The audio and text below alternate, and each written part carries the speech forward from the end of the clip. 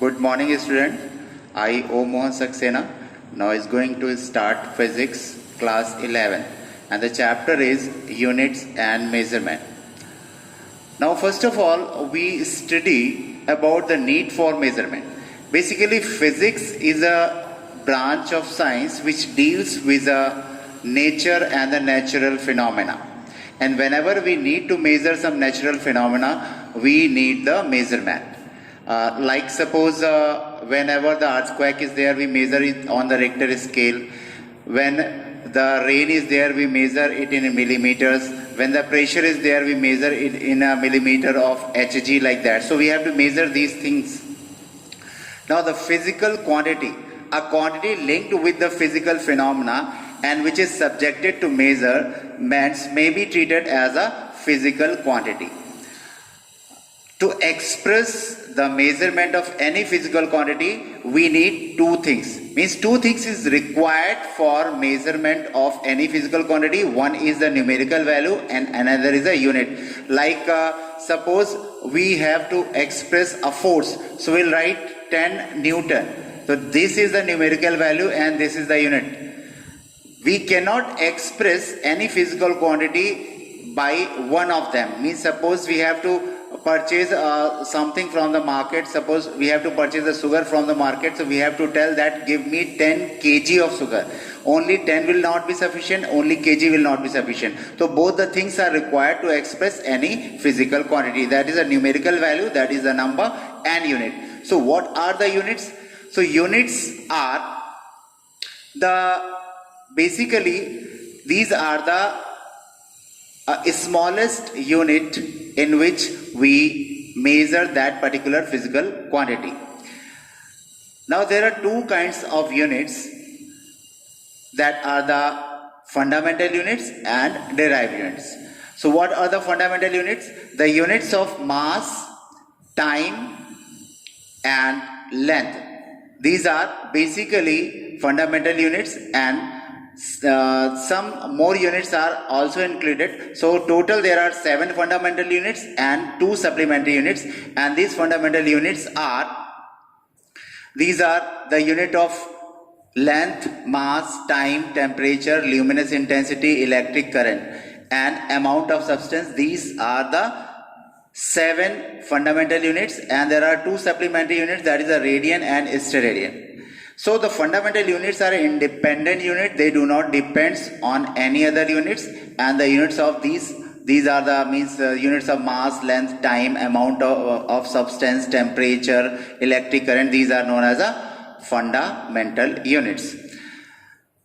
Now after that, derived units. The units which are derived from the fundamental units, these are known as a derived units. Means apart from the fundamental units, rest of the units are derived from this. Means these are dependent on the fundamental units. Like if we have to measure the speed, then the unit of speed will be meter per second. So this is the unit of length and this is the unit of time. So the derived units are the combination of fundamental units. They are derived from the fundamental units, that's why they are called the derived units. So we can have the several examples. That means it may be force, velocity, acceleration, pressure, a number of units which are called derived units. Now after that, we have to see the system of units. There are 4 kinds of system of units in which we measure the physical quantity, and there are 4 kinds. These are the MKS system, means if we measure the length in meter, time in second and mass in kilogram, that is called MKS system. CGS system is centimeter gram second, FPS system foot pound second, and SI system, that is a system of units which are accepted internationally.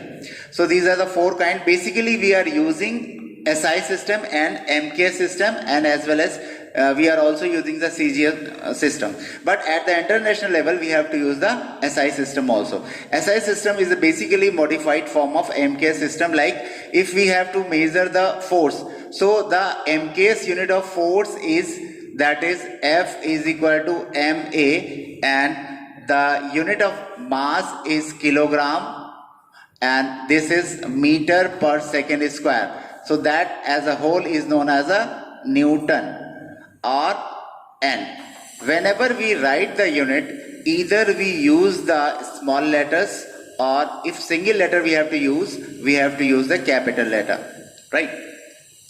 Now, after the system of units, we discuss some bigger units to measure the length, and these are, first of all, astronomical unit. Why we need the bigger units? Because if we have to measure the distance between, suppose, our city to any other city, we use the kilometer. For that, the distance millimeter is very small. Similarly, for measuring the distances in space, the kilometer is a very small unit, so we need some bigger units. So, for one of the unit is astronomical unit. Now, what is the astronomical unit?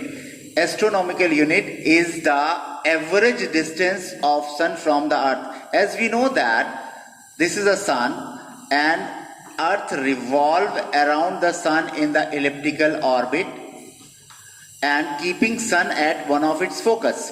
So the distance of earth from the sun continuously changes, and the average of all these distances is known as a astronomical unit, and its value is nearly 1.5 into 10 to the power 11 meter. Next one is the light year. Light year is the distance traveled by the light in 1 year. We know that the distance means speed of light is 3 into 10 to the power 8 meter per second, or we can say it is a 3 lakhs kilometer per second. Means light travel a distance of 3 lakhs kilometer in 1 second. And if the same light travels throughout the year, then the distance covered by the light is known as a 1 light year. There is a huge distance, and if we measure it, so 1 light year is equal to the speed of light, that is 3 into 10 to the power 8 meter per second, into the number of seconds in 1 year.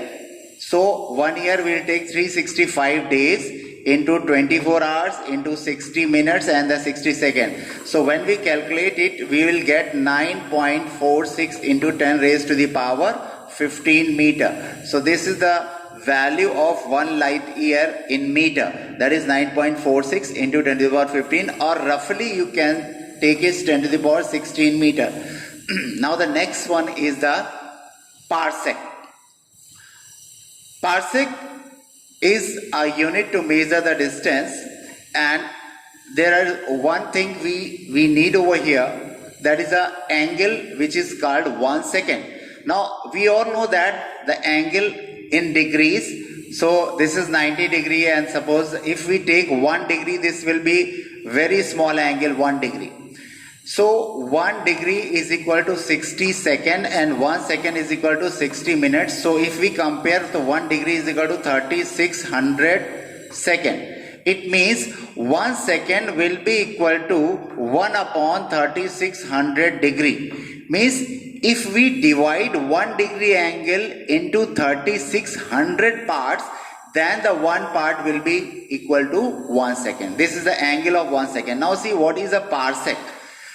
Parallelistic second, if we take a arc of 1 astronomical unit, then the distance at which this arc subtends an angle of 1 second. So that distance is known as a 1 parsec. So we will define 1 parsec is the distance at which an arc of 1 astronomical unit subtends an angle of 1 second.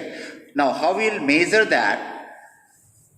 As we know that this is a 1 astronomical unit, this angle is a 1 second, and this is the distance 1 parsec. So as we know that 1 parsec is equal to, that is as we know that angle is equal to arc upon radius. So radius will be arc upon angle. So arc is 1 astronomical unit, angle is 1 second. So value of astronomical unit is 1.496 multiplied by 10 to the power 11 upon 1 second. That value is 1 upon 3600. This is in degree. When we convert into the radian, pi by 180. So when we measure this whole quantity, then it comes out to be 3.084 into 10 raised to the power 16 meter. So this is the value of 1 parsec in meter, and if we take it in the light year, so 1 parsec is nearly 3.26 light year. So it is a bigger than the light year also. Now, after that, some smaller units to measure the distances. These are the micron. Micron is represented by like that 1 mu, and that is 10 to the power minus 6 meter. Then nanometer is 10 to the power minus 9 meter. Angstrom is represented like that also. This is 10 to the power minus 10 meter.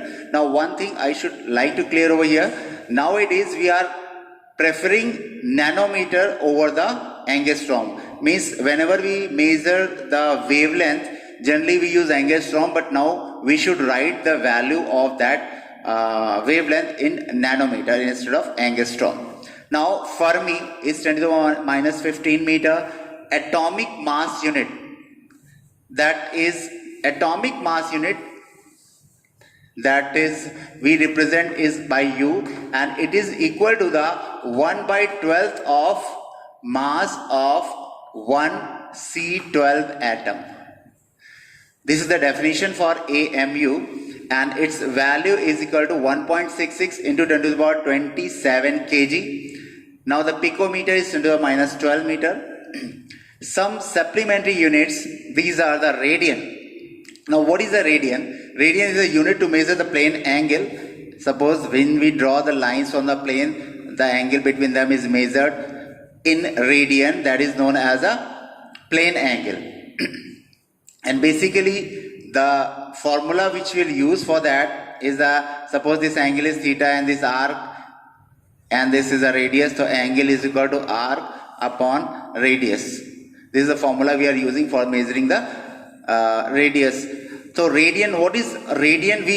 We measure the plane angle in the either in the degrees or in the radian. So what is the radian? So if we take a circle of radius r, and we also take an arc of radius r, then the angle subtended by this arc, whose length is equal to the radius of the circle, then this angle is known as a 1 radian. We can have from the formula also that angle is equal to arc upon radius. When arc and radius are equal, it will be 1 radian. Right? Now it comes out to be steradian.